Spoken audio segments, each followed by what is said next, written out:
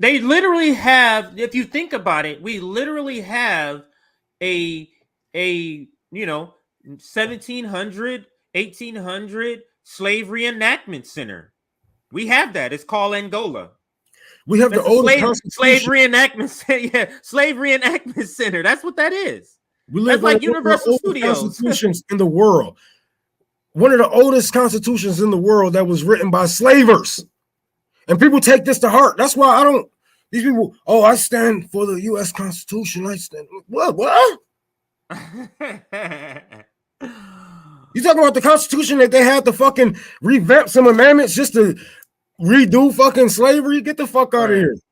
Yeah. Let me read this comment. Biden is getting his fair share of hero worship, and Zelensky too. And this feeds into all of what we're saying, Alex, about hero worship and how it's dangerous and how it feeds politicians' bad behavior. Because if they do bad things like vote for NATO and you don't critique them, guess what they're going to do? They're going to vote for Ukraine then. Money. You see how that works? Like if there's no pushback from the people who are on your side of policy, when they see you not working the policy, if we out with our homies roam, if we out in the hood with the homies roam, and he's stepping out of the policy of the homies, whatever that policy is, he gonna get checked immediately. He gonna get checked immediately. You understand what I'm saying? But that doesn't mean that's not love necessarily. Yeah. But they just want to have this. They want to have access. And when I'm talking about media, they want to have access. But the problem is the followers, like regular people, just the people on Twitter, they follow what those people in media do. Oh, they say don't critique them. They don't understand they're not critiquing them because they want access for their shows. You can critique them. But you critiquing them makes them look bad. The people, you see how it's a circle, Rome? It's a circle that it's like when we critique them, they take it personal because it is like we're critiquing them. Yeah. If they're saying AOC and Bernie Sanders is great, and we were like, them niggas is garbage. you see how it's like they get offended. You see how they get offended? If you had some new J's on, you like, nigga, this was fresh. I'm like, nigga, this is garbage, nigga. I got years ago. You see what I'm saying? Like, so they're taking it personal, man. They're taking it personal. And I can't say that I wouldn't if I was in their position, but it is what it is. The critique is accurate.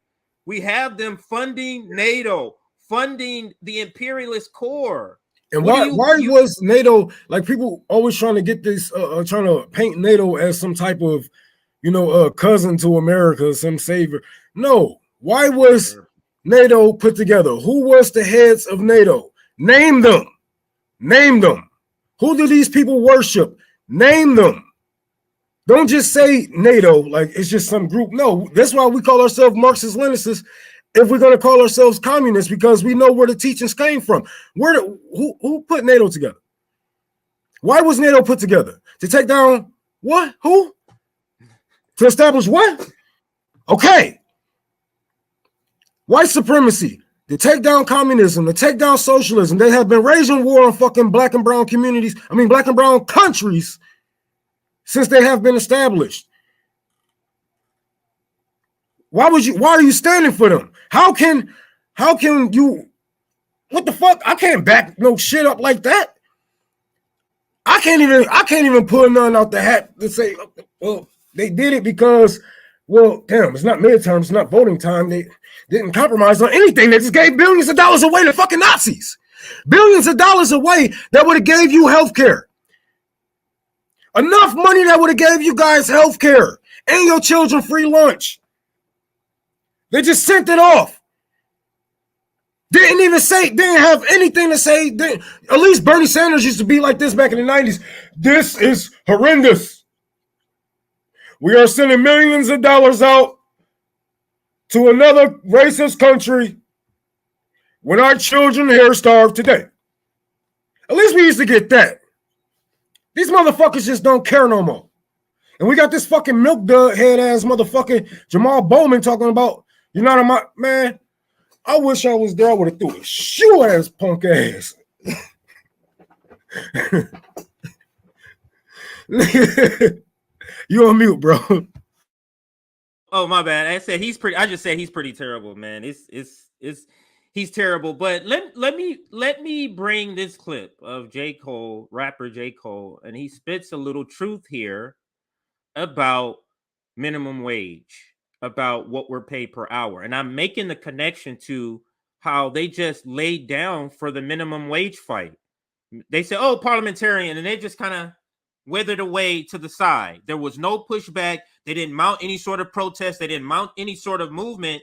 So what does that say when the PMC class, do you think the $15 minimum wage legislation affects them? They're all being paid good. You see how you see how hero worshiping, standing on what the professional managerial class wants to do, never trickles down to the people at the bottom of the podium.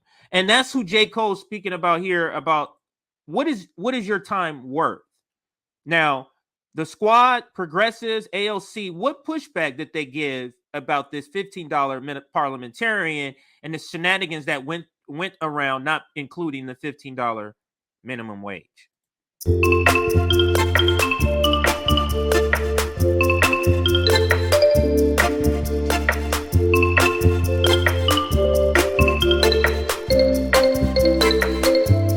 So, I mean, he makes a lot of good points in here, but to this first point, Rome, like, we're on a plantation. You have to do it to survive. This is why they create conditions like this. This is why the Fed chair is raising rates crazy, raising these base point rates, like raising them crazy. It's not to affect them. It's to suppress the wages of the worker. It's to suppress employment. It's to make us feel it. Go ahead, Rome. People make the world go round. I think that's that song. He said, the workers are striking, saying they need more, better fare so they can help pollute the air. Right.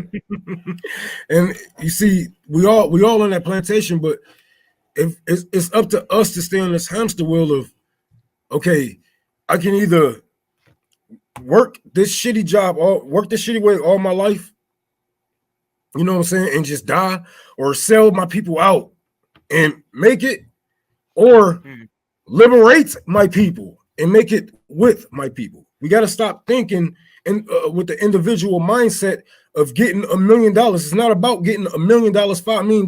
It's about where that money comes from. Because then that's when your morals come into play. Because if I can make $1 million out of my trunk, I probably can make $5 million out of my trunk. So somebody else might come along and say, hey, Ron, hey, how much you spend making your CDs and et cetera, et cetera? I'll probably spend about $50,000. Oh, man, we got farms, we got this and that. Give me this, you know what I'm saying? Give me $10,000. We can get you popping. But it's child labor in it.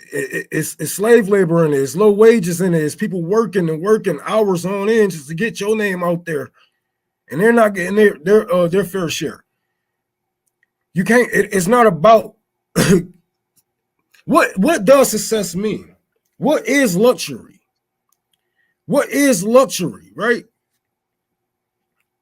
Ask yourself that before you try to go and you know what I'm saying, call yourself, because every time you think you're successful, there's some other nigga with a bigger house, some other nigga with more cars, some other motherfucker with prettier women. It's always gonna be somebody like that, and then you're gonna. It's a slippery slope. Don't go at this with this. Don't come in this shit with the mindset of getting rich or getting rich for your people.